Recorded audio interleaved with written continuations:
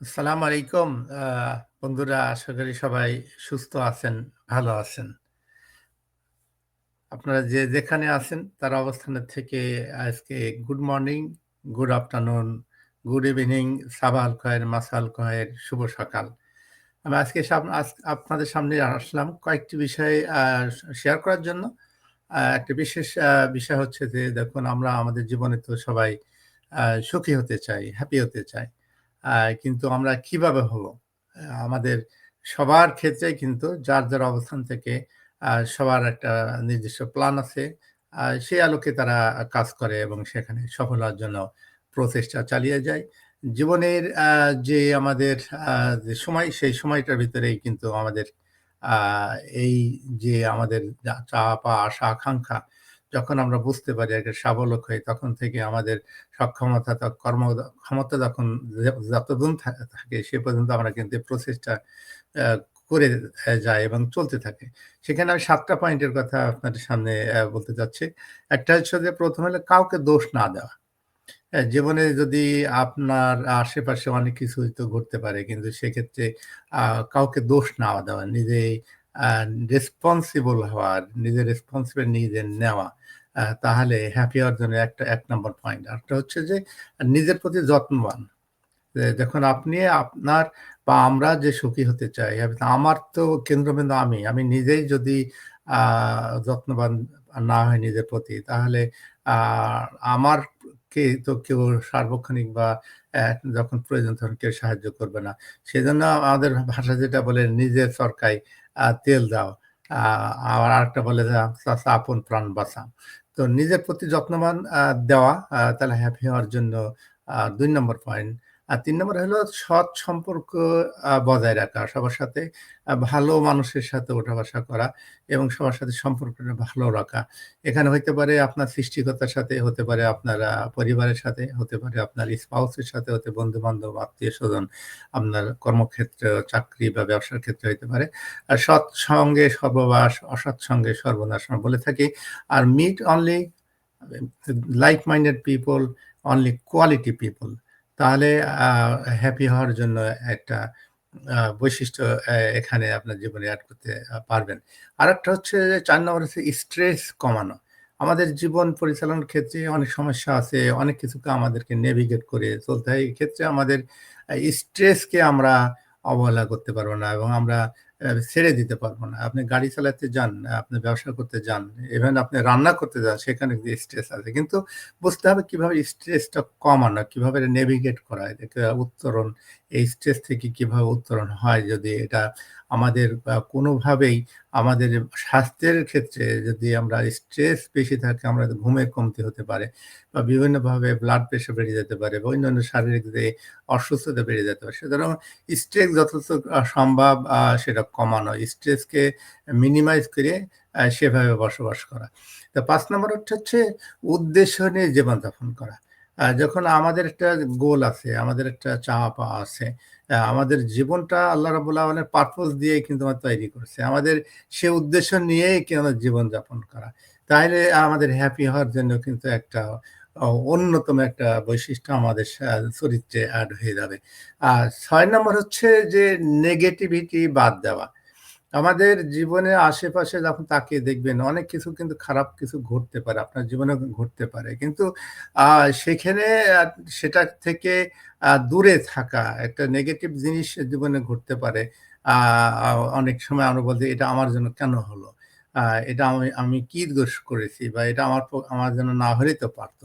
দেখা যাচ্ছে যে নেগেটিভিটি যখন হয় সেখান থেকে শিক্ষা গ্রহণ করে পজিটিভ ভাবে সেটা নিয়ে নেগেটিভ তো নেগেটিভ থাকবে কিন্তু সেখান থেকে শিক্ষা গ্রহণ করে সেটা পজিটিভলি আ জীবনে যদি অ্যালাইন করে প্ল্যান করে চলা যায় সেক্ষেত্রে কিন্তু নেগেটিভিটি যেগুলো সেখানে শিক্ষা নিয়ে ভালোভাবে জীবনযাপন করা সম্ভব। এটা হচ্ছে ৭ নম্বর হচ্ছে আ ছোট, ছোট ভালো যে বিষয়গুলো উপভোগ করা। দেখুন আমরা তো অনেক কিছু চাই। আমাদের চাওয়াটা আমাদের পাওয়াটা কিন্তু আমাদের সামঞ্জস্যপূর্ণ হতে হবে। আমি যদি এখন আমার যে বয়স আমি যদি মনে করি আমি অলিম্পিকে 1000 মিটারে আমি মেডেল পেতে চাই। সেক্ষেত্রে কিন্তু আমার সাথে চাওয়ার সাথে মিল হবে না। আমি চাচ্ছি কিন্তু আমি পেতে পারব না।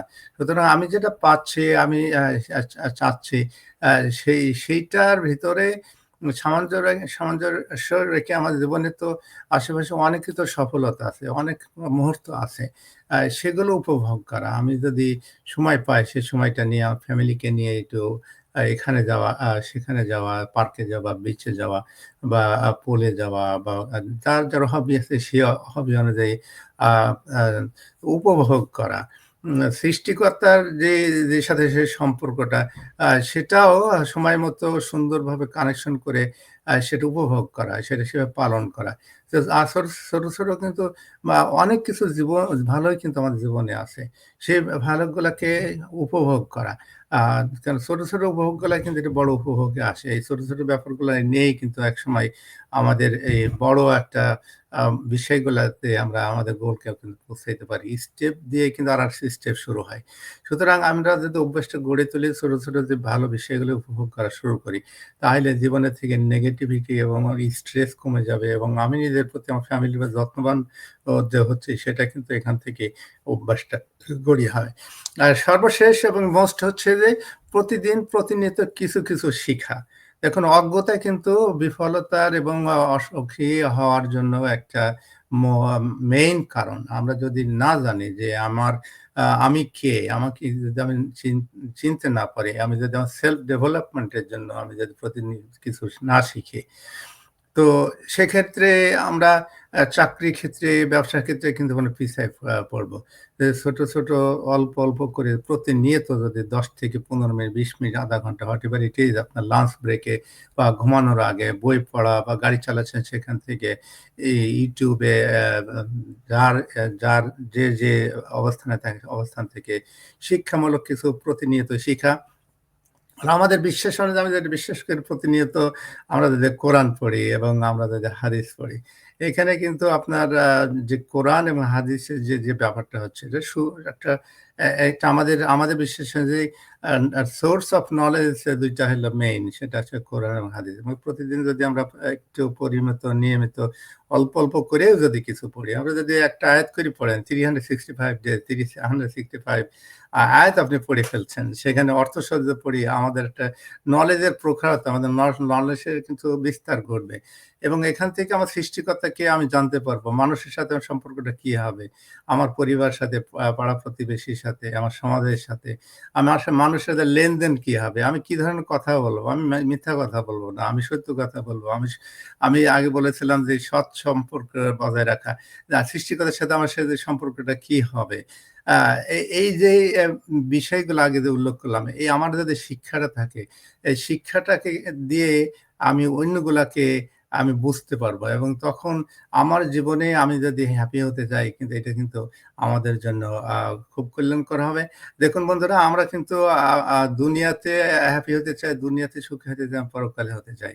এবং আমি আগে যে ৭ ৮ টা পয়েন্ট উল্লেখ করলাম এগুলো ফলো করলে কিন্তু জীবনের দুনিয়াতে কল্যাণ, পরকল্যাণ কিন্তু আমরা কল্যাণ আমরা পেতে পারবো। আমরা দোয়া করি যে সৃষ্টিকর্তার কাছে যেটা বলে থাকি আমরা খুব পরিচিত দোয়া রব্বানা আতিনা ফিদ দুনিয়া হাসানাতাও ওয়া ফিল আখিরাতি হাসানাতাও ওয়া কিনা আযাবান্নার। তাহলে আমরা দোয়া করি আল্লাহর কাছে চাই আল্লাহ তুমি আমাদের দুনিয়া এবং পরকালের কল্যাণ দাও এবং আমাদের সেই শেষ বিচারের দিন তুমি আমাদেরকে কঠিন সে আযাব থেকে তুমি আমাদেরকে নাজাত দাও। তো বন্ধুরা আজকে এতটুকু। পরে আবার আরেকদিন আপনাদের মাঝে দেখা হবে এ প্রত্যাশা ব্যক্ত করে যে যেখানে আছেন ভালো থাকুন, নিরাপদ থাকুন, সুস্থ থাকুন। আজকে এখানেই আল্লাহ হাফেজ। আসসালামু আলাইকুম ওয়া রাহমাতুল্লাহি ওয়া বারাকাতুহু।